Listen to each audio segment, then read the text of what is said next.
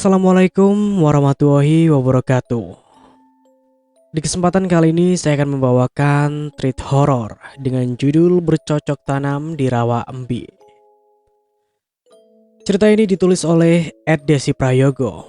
Bagi kalian yang belum follow akun Twitternya, silahkan mampir dulu dan bisa di follow. Oke, langsung saja kita ke ceritanya.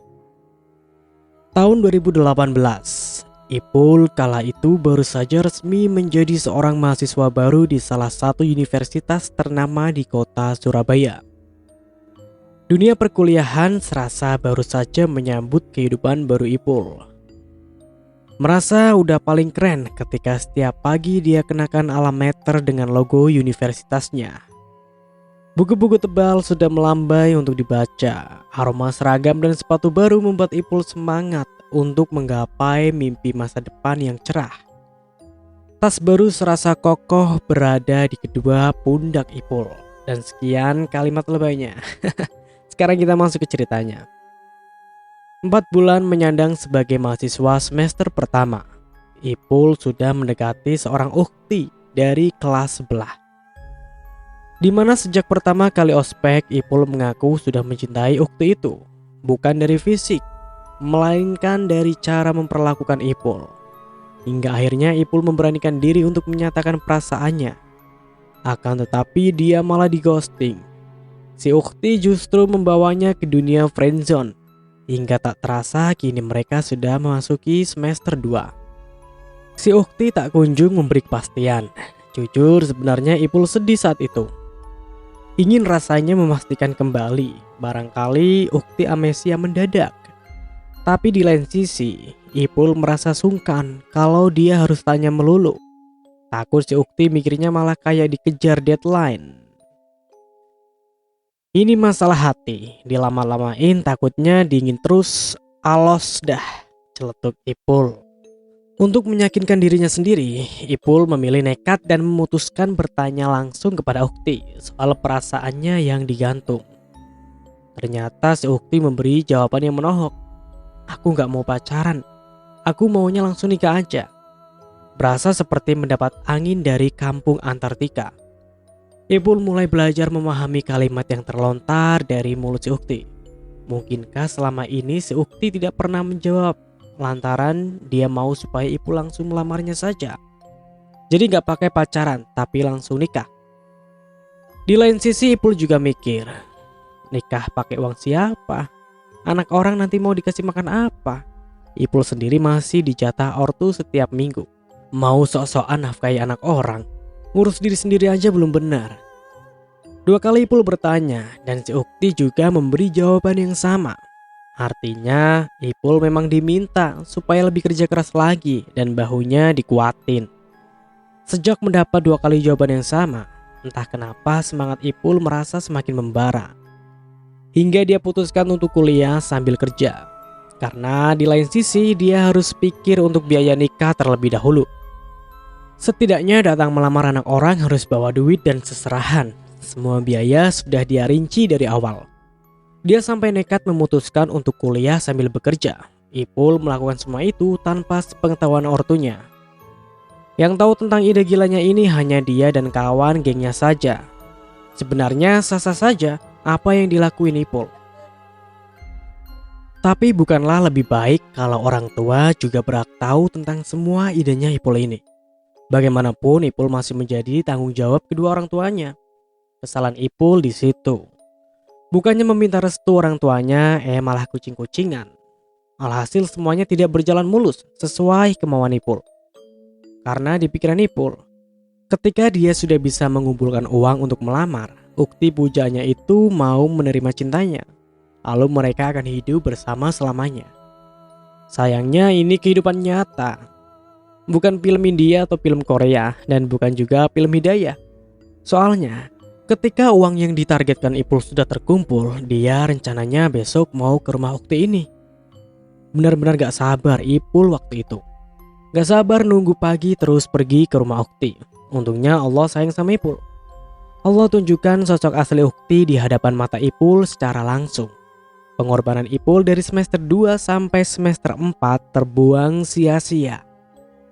Sebab di malam sebelum Ipul mau ke rumah ukti, Ipul tidak sengaja berpapasan dengan Ukti yang dia puja-puja di kampus, yang dia nilai sosoknya alim dan soleha. Ternyata kalau di luar, solehot. Sebab gandengannya om-om bermobil mewah. Note, di sini kita tidak bermaksud ngejudge pihak manapun. Semua pure tulisan yang dikirim Ipul. Bahkan sudah ada yang kita kurangi demi menjaga kenyamanan pembaca dan sama sekali tidak ada yang ditambahkan. Oke, lanjut. Ceritanya Ipul habis pulang kerja sambilan dan lapar. Lalu dia mampir beli nasgor langganannya. Di mana letak nasgor ini pas di depan sebuah tempat karaoke ternama di Surabaya. Awalnya Ipul juga nggak nyangka bakal ngalami ini setelah berkorban mati-matian. Di saat itu Ipul lagi nunggu pesanannya dibuatin. Dia nggak sengaja ngelihat mobil mewah parkir pas di samping dia duduk. Dalam hati Ipul menyeletuk. Pasti tamu yang mau singsong. Nggak lama kemudian, pintu depan terbuka. Dan dari sebelah kiri keluarlah seorang perempuan. Memakai baju dress ketat, di atas paha berwarna merah merona. Belahan dadanya terbuka lebar. Rambut terurai panjang. Dan memakai heels ukurannya kira-kira 7 cm. Dengan manja perempuan itu bilang seperti ini kepada om-om yang ada di sisi kanan.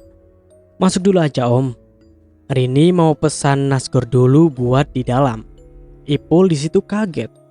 Suaranya kok kayak gak asing ya. Apalagi nyebut nama Rini. Dimana Rini adalah gadis soleha incaran Ipul. Ipul awalnya mikir, mungkin hanya kebetulan saja. Akan tetapi di saat perempuan ini pesan ke bapak penjual nasgor, betapa terkejutnya Ipul saat dia melihat wajah perempuan itu. Ternyata itu benar Rini, cewek incerannya selama ini. Cewek yang benar-benar sedang dia perjuangkan. Bahkan saat mulut Ipul spontan nyebut nama Rini, Rini juga noleh sambil menyebut nama Ipul. Artinya itu memang benar-benar Rini yang dia maksud. Nangis di situ Ipul saat melihat sifat asli Rini. Hancur banget hatinya kala itu.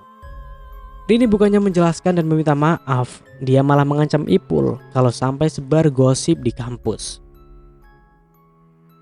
Katanya nanti Ipul akan dihajar sama algojo om-omnya.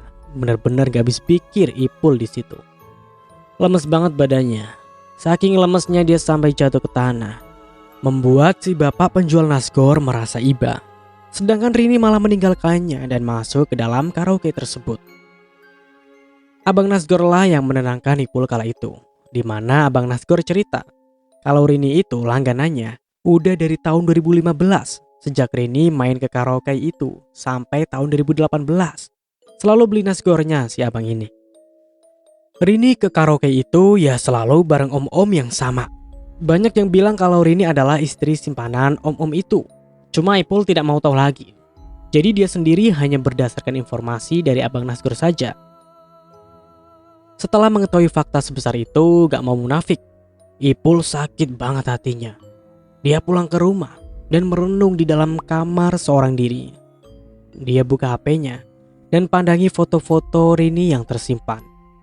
Seolah tidak menyangka bahwa Rini yang dia kenal di kampus hanyalah topeng dari sosoknya yang asli.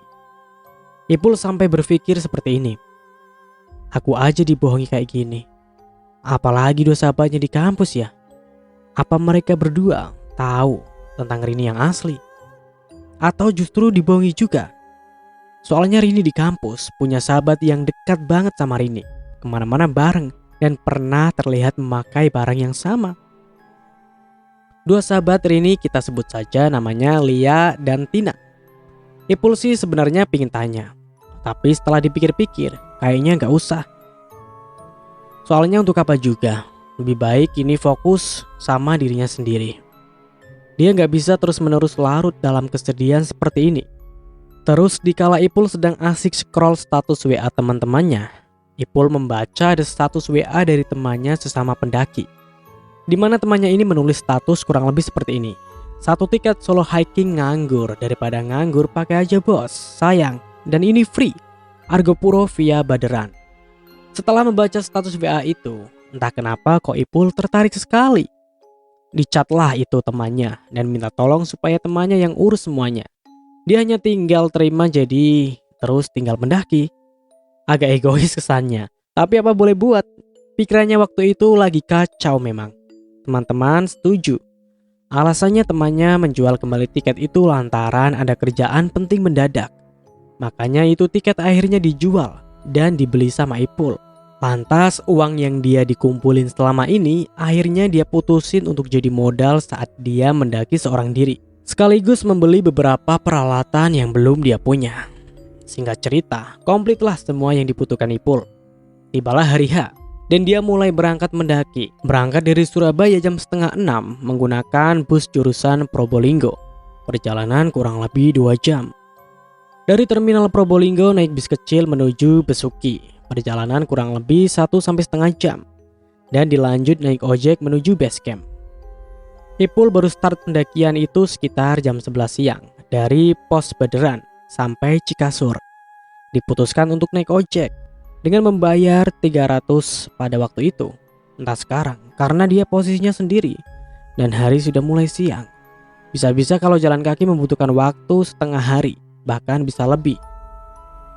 Meskipun Ipul anak pendaki, tapi kalau medannya seperti ini dan ada solusi untuk mempermudah perjalanan, kenapa nggak diambil? Ya jelas diambil lah. Tapi ingat ya, sebelum mendaki, usahakan semua kebutuhanmu sesuai sama isi dompet. Kembali ke cerita. Akhirnya Ipul memutuskan untuk naik ojek sampai Cikasur dengan biaya sedemikian jumlahnya. Langit makin lama mulai makin gelap. Tak terasa sudah hampir jam 9. Ipul baru tiba di Cikasur. Di situ dia masih harus melanjutkan perjalanan selama kurang lebih 4 jam lagi untuk tiba di Rawa Embi. Karena Ipul rencananya mau ngecamp di sana. Untungnya saat turun di Cikasur, Ipul bertemu dengan rombongan pendaki 3 orang dari Jakarta. Semuanya cowok dan baik-baik sekali, Masya Allah. Ipul putuskan untuk melanjutkan pendakian bersama mereka. Jadi sekarang totalnya 4 orang karena ketambahan Ipul. Jalanlah mereka di tengah kesunyian malam itu.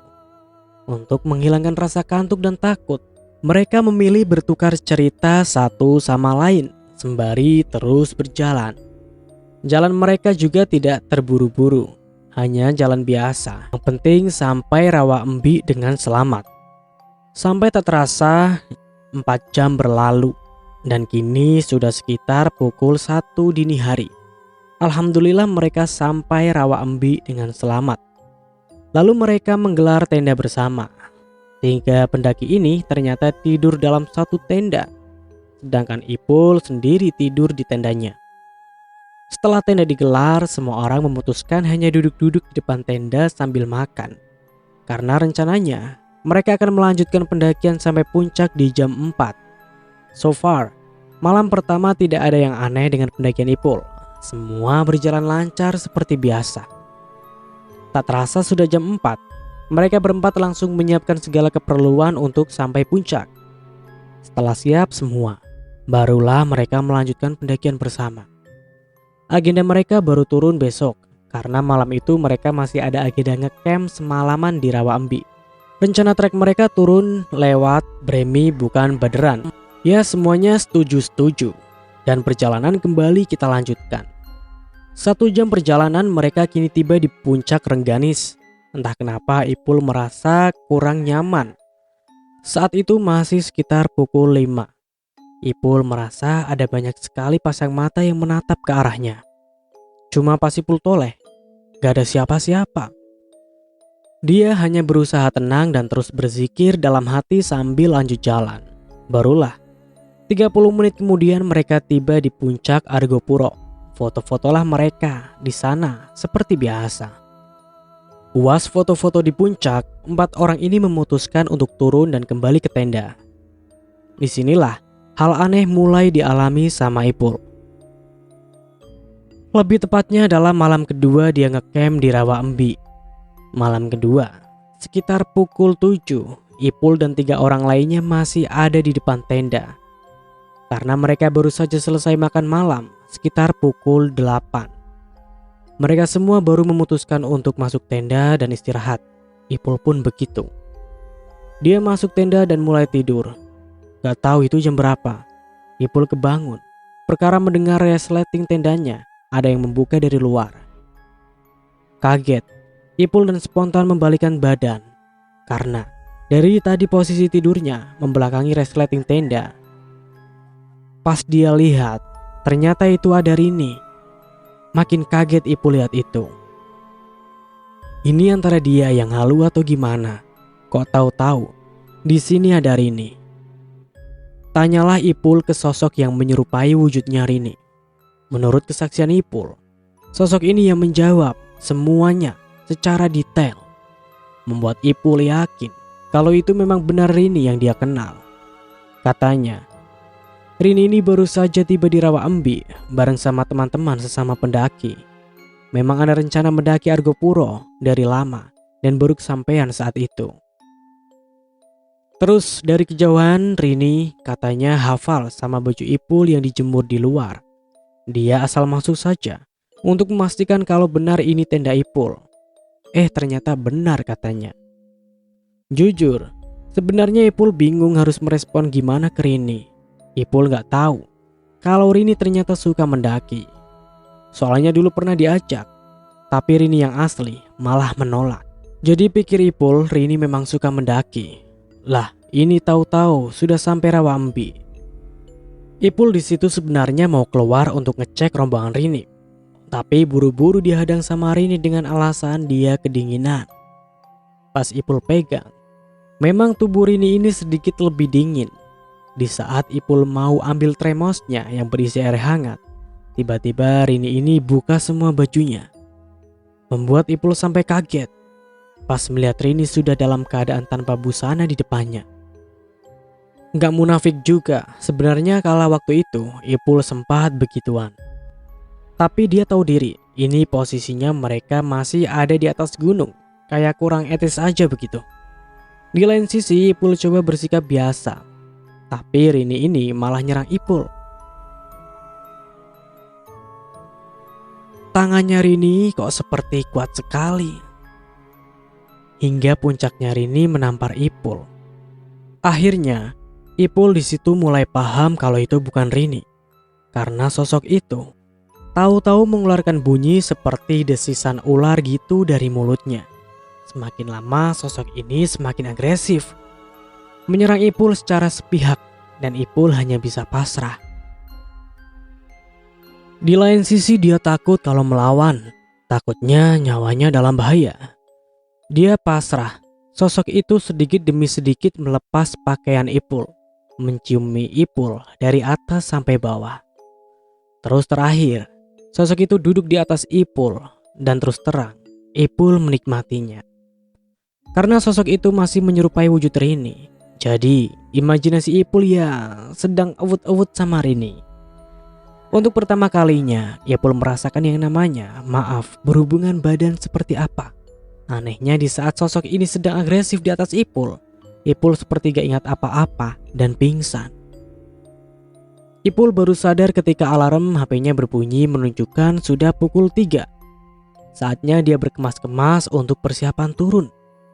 Di saat dia bangun, tubuhnya kedinginan dan buru-buru pakai baju hangat. Banyak sekali cairan terciprat di mana-mana. Ipul segera membersihkan cairan itu dengan tisu basah yang untung dia bawa. Baru setelah itu dia keluar tenda. Saat dia keluar tenda dan hendak menghampiri 3 pendaki yang bersamanya dari awal, betapa terkejutnya Ipul kala itu, di mana dia tidak mendapati ada satu tenda pun selain tendanya.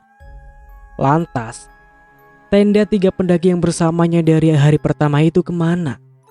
Kalau sosok yang menyerupai Rini, dia sudah paham kalau itu bukan Rini. Yang jadi pertanyaan itu, si 3 pendakinya. Karena tidak ada jejak mereka lagi di sekitar situ, perasaan Ipul sudah gak enak aja kala itu. Dia putusin untuk berjaga di depan tenda sambil membuat segelas teh panas. Otaknya terus berpikir, sebenarnya di kala itu kenapa kok bisa begini? Langit sudah terang kembali dan masih belum muncul tanda-tanda 3 pendaki tersebut. Dia ingat foto-foto mereka di ponsel Ipul. Foto-fotonya masih ada, tapi yang foto itu hanya ada Ipul doang. Pertanyaannya, yang fotoin Ipul ini siapa? kalau seumpama mereka bukan manusia. Wallahu alam. Dan Ipul putuskan untuk berkemas, lalu turun sendiri lewat Bremi dikala dia sedang berkemas. Dia melihat ada banyak sekali pendaki yang datang. Ada mungkin 10 orang cowok cewek, tapi Ipul masih trauma. Takut para pendaki itu bukan manusia. Seperti 3 pendaki yang menemaninya dari hari pertama. Ya semacam ada perasaan parno gitulah. Wajar sih kalau aku jadi Ipul. Selesai berkemas, Ipul berpamitan kepada rombongan para pendaki itu dan turun. Alhamdulillah, Ipul sampai pos Bremi sore hari dan lanjut pulang ke Surabaya. Sampai Surabaya malam dan selamat pulang ke rumah. Meskipun ada banyak sekali pertanyaan di benak Ipul terkait pengalaman-pengalamannya sewaktu solo hiking di Argopuro via Badran. Baginya cukup menjadi kenangan yang tak terlupakan dan tambahan cerita dalam sejarah pendakian yang sudah dia lakukan. Pelajaran yang bisa kita ambil adalah perkuat iman. Selebihnya kita gak bisa bilang apa-apa. Nah, dan begitulah cerita pendakian bercocok tanam di Rawa Embi. Dari saya mohon maaf bila ada salah kata. Akhir kata, wassalamualaikum warahmatullahi wabarakatuh.